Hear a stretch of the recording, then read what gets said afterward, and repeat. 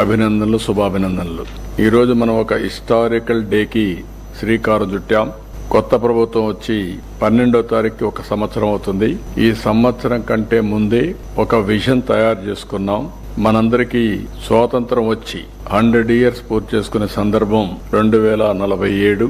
దీనికోసం భారతదేశం ప్రధానమంత్రి నరేంద్ర మోడీ గారి ఆధ్వర్యంలో వికసిత్ భారత్ 2047 ఒక విజన్ డాక్యుమెంట్ తయారు చేశారు.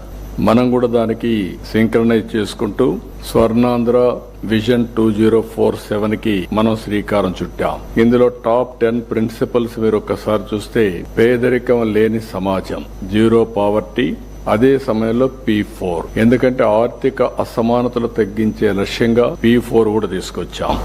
ఇంకొక పక్క ఉద్యోగ కల్పన, అది కాకుండా మూడోది నైపుణ్యం, మానవ వనరుల అభివృద్ధి, నాలుగోది నీటి భద్రత, తాగడానికి గాని, వ్యవసాయానికి, ఇండస్ట్రీకి, water security, agritech, future is agriculture లో రైతుకు గిట్టుబాటు ధర రావాలి, ఆదాయం పెరగాలి. అందుకే ఈ రోజు మనం అగ్రిటెక్ ని ఫోకస్ చేస్తున్నాం, వాల్యూ అడిషన్ కూడా ఫోకస్ చేస్తున్నాం. అదే మరి అంతర్జాతీయ స్థాయి లాజిస్టిక్స్. యాజ్ ఆన్ టుడే మనం చూస్తే మన దేశంలో 14% లాజిస్టిక్స్ కాస్ట్ ఉంది.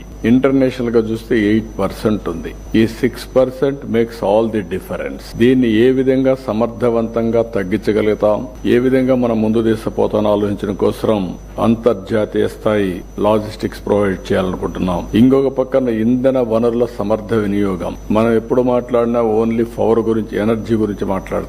ఎనర్జీనే కాకుండా all works of life, even transport, diesel, petrol, ఏదైనా సరే ఇది ఎనర్జీ కింద పనిచేస్తుంది. కాబట్టి మొత్తం మనం సమర్థవంతంగా ఏ విధంగా మనం అమలు చేయగలుగుతాం, గ్రీన్ ఎనర్జీకి ఎట్లా పోతాం, కాస్ట్ ఎట్లా తగ్గిస్తాం, democratisation of power generation is a reality. మన ఆఫీసుల ముందర, మన ఇంటి దగ్గర, మన పొలం దగ్గర, లేకుంటే మన బస్ స్టాండ్ లోని ఎక్కడికక్కడ ఈ యొక్క ఎనర్జీ, గ్రీన్ ఎనర్జీ తయారు చేసుకుని మనం వాడుకుని గ్రిడ్ ద్వారా ఎప్పటికప్పుడు బ్యాలెన్సింగ్ చేసుకునే అవకాశం ఉంటుంది.